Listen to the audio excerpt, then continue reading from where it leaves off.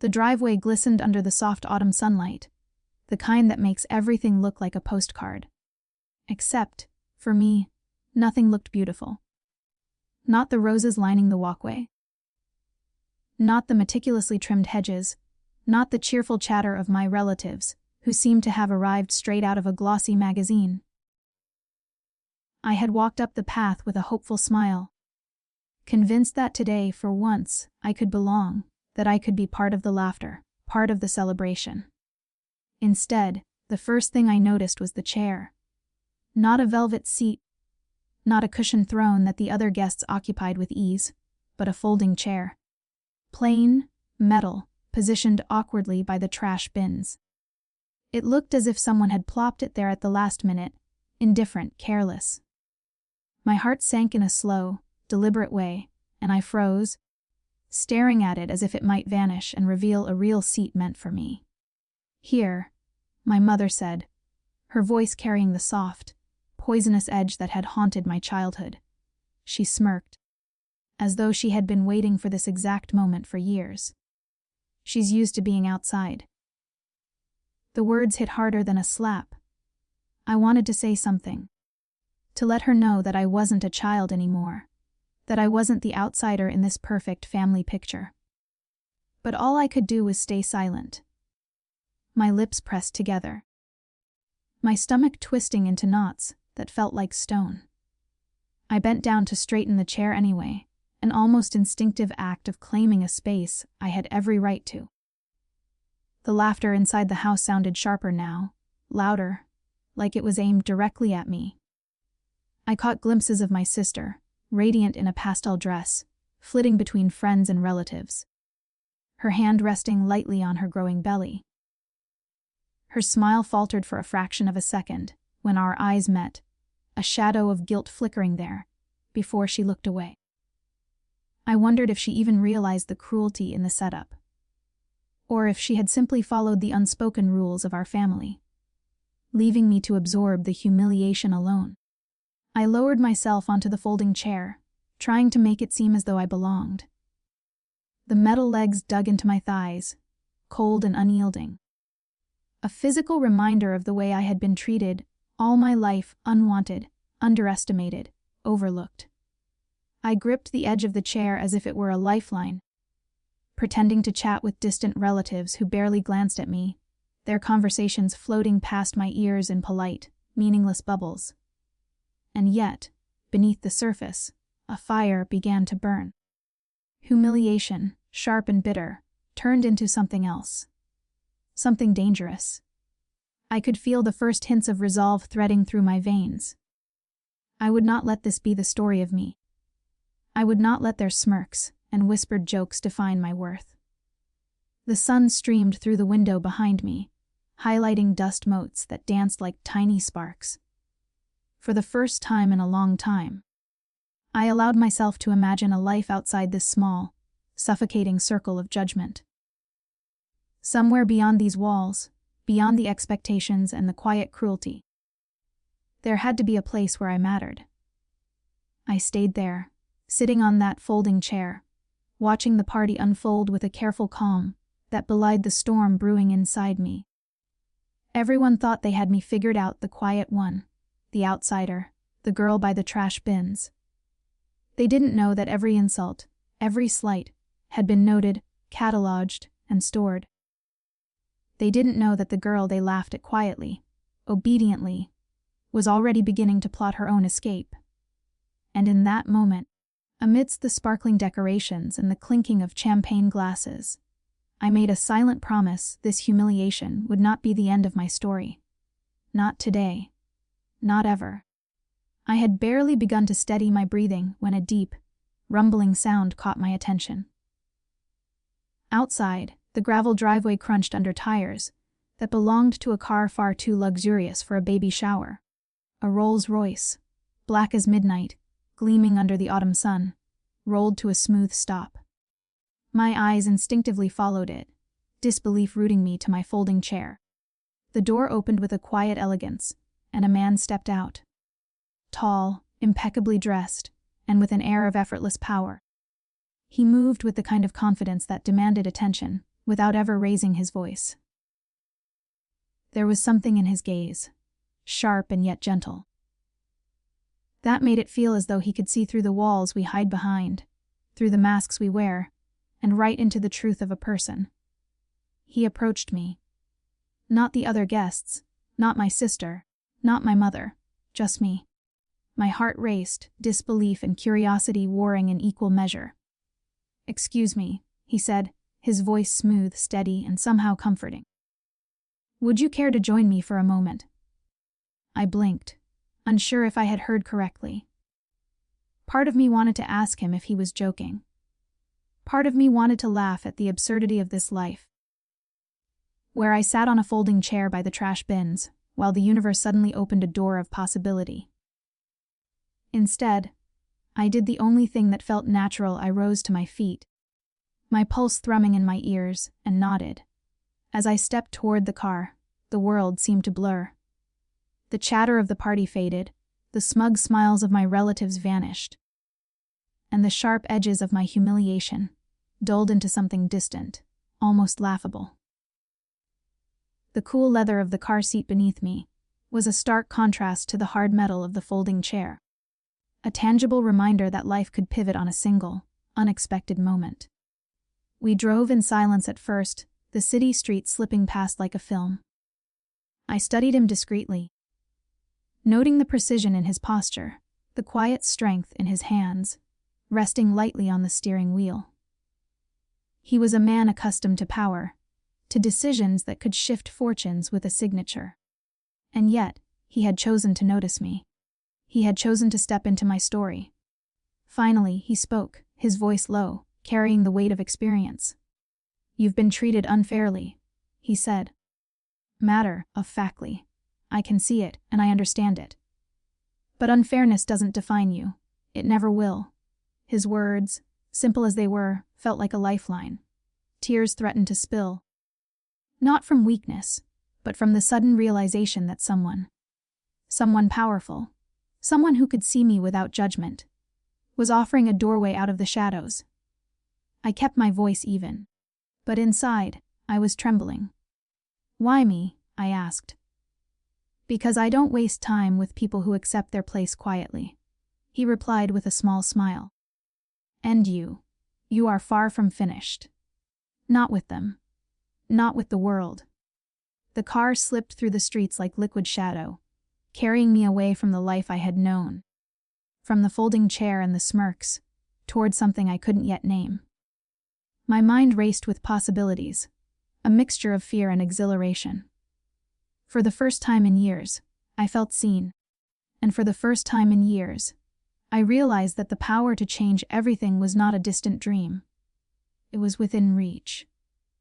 And yet, beneath the excitement, a quieter thought began to take shape.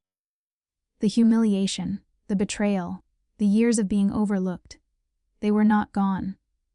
They were seeds, waiting for the right moment to bloom into something beautiful and sharp. Something that would remind the people who had dismissed me exactly who I was. For now, though, I let the car take me away. For now, I let someone else guide me, trusting that this was the beginning of a story I was meant to write, and that, someday soon, it would be my turn to call the shots. Back at the baby shower, the atmosphere had shifted in ways no one could have predicted.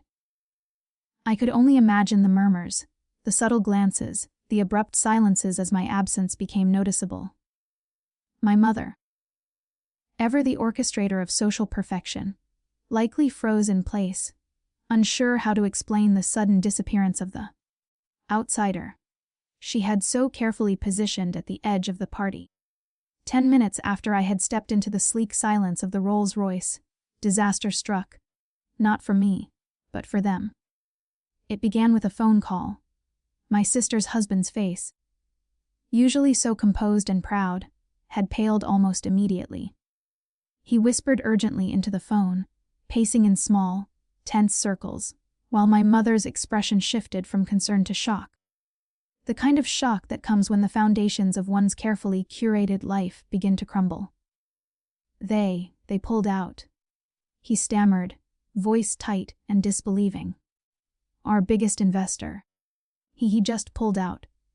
The room seemed to tilt, as though gravity had shifted. Conversations halted mid-sentence, champagne glasses froze halfway to lips, and a murmur of panic began threading its way through the crowd. My sister's radiant composure faltered, her hand instinctively rising to her belly as if to steady herself against the sudden tremor of reality. And somewhere far away, miles from the chaos, I allowed myself a quiet, almost imperceptible smile. Not cruelty, not malice, just a sharp, delicious irony that warmed me from within. I had sat on a folding chair, dismissed, overlooked, and humiliated. And yet, within moments, the very world that had ignored me was unraveling. The people who had believed themselves untouchable were suddenly powerless, scrambling to grasp at the pieces of their carefully constructed lives. In the car, the billionaire beside me glanced at me, his eyes unreadable, and then back to the road. "Timing," he said simply. "Fortunes, reputations, they all depend on timing. And the truth is, sometimes the universe provides it for you, if you're ready to notice." I nodded, my pulse still tingling from the news I had imagined in vivid detail. I could almost hear the whispers, the sharp, panicked tones of people realizing that their world was slipping through their fingers. The folding chair, the smirk, the whispered jokes. Suddenly, all of it felt like the first act in a play whose ending I would direct. "What now?" I asked, feeling a rush of clarity. "Do I intervene?" "Not yet," he said, his tone deliberate. "You've witnessed the collapse, and that is your first advantage. Every empire has its weak points. Every person has their vulnerabilities. Knowing them, that's the start of power." It was intoxicating. For the first time, I realized that humiliation could be transmuted into strategy. Pain could be transformed into leverage. I could rise not by confrontation alone, but by patience, observation, and the right interventions at the right time. Meanwhile, back at the shower, the murmurs escalated into outright panic. The hosts scrambled, their perfect plans suddenly rendered meaningless. My mother's usually sharp tongue faltered, leaving her grasping at excuses that sounded hollow even to herself. My sister, who had glided through life on charm and appearances, finally seemed aware that her careful world might not survive the day. And all of it was because I had walked away, not out of fear, not out of defeat, but into a moment that would mark the beginning of my transformation. The humiliation I had endured was not erased, but it had been redeemed, metamorphosed into a subtle, almost invisible triumph. In that instant, I understood something profound. Revenge did not need to be loud or immediate. It could be quiet, elegant, inevitable. The folding chair, the smirk, the laughter, those were the opening moves. And now, with the world starting to shift beneath the feet of those who had wronged me, I felt the first thrill of a game that I was finally equipped to win. The billionaire's hand brushed briefly against mine, a silent acknowledgement that we were partners in this unfolding story. And as the city lights blurred past, I allowed myself to savor the moment, the first taste of sweet, quiet, perfect irony. By the time night had fallen, the city lights stretched like rivers of fire across the horizon, and I sat quietly in the Rolls-Royce, feeling a calm settle over me that I hadn't known in years. The humiliation of the day, the folding chair, the smirks, the whispered judgments, was no longer a weight pressing me down. It had become fuel, refining itself into clarity, purpose, and resolve. The billionaire glanced at me, a faint smile tugging at the corner of his lips. "You've seen what happens when people underestimate you," he said. "Now, it's time to decide what to do with that knowledge." I looked out the window, the city reflecting in my eyes, and felt a thrill that was part fear, part exhilaration. I want them to see me differently," I admitted softly. "Not just as someone they dismiss, but as someone they can't ignore." "Good," he replied. "Then we start with strategy." subtlety, timing. Power is never obvious. It's quiet, precise, and completely unavoidable when used correctly. For the next hours, he walked me through the fundamentals, not just of wealth, influence, and networks, but of human psychology, of pride, of fear, of the tiny cracks that can shatter even the most confident facades. I listened, absorbed, and slowly the pieces began to align. Every slight I had endured, every humiliation, every overlooked moment. It was all part of a ledger I could now balance with deliberate care. I began to imagine the ways I could turn their world upside down. Not recklessly, not with anger, but methodically. The folding chair had been a symbol, a seed of the power they never saw in me. Now it was growing into something formidable, something undeniable. In the weeks that followed, I moved like a shadow through opportunities. I connected with the right people, learned the delicate art of influence, and quietly built alliances. I did not announce my arrival. I simply prepared, strengthened, and waited. Meanwhile, my mother and sister continued with their lives, unaware that the outsider they had so casually dismissed was quietly recalibrating the balance of power. Each of their mistakes, each moment of hubris, was catalogued in my mind. Every decision they made, every assumption they held about me, became a tool in my arsenal. And yet, despite the planning and patience, there was something poetic about how naturally it all began to unfold. The first small victories were subtle. A deal whispered into the right ear, an idea planted in the perfect moment, a public opportunity seized while they remained oblivious. Each success was a spark, lighting a fire that would eventually engulf the pride and comfort they had always taken for granted. I began to feel lighter, freer. The girl who had sat by the trash bins was gone. Or, rather, she had been reborn. Every insult, every cold glance, every moment of dismissal had been transmuted into the sharp clarity of purpose. I was no longer playing the part of someone they could control. I was becoming the architect of my own destiny. And the thought that carried me through sleepless nights was simple.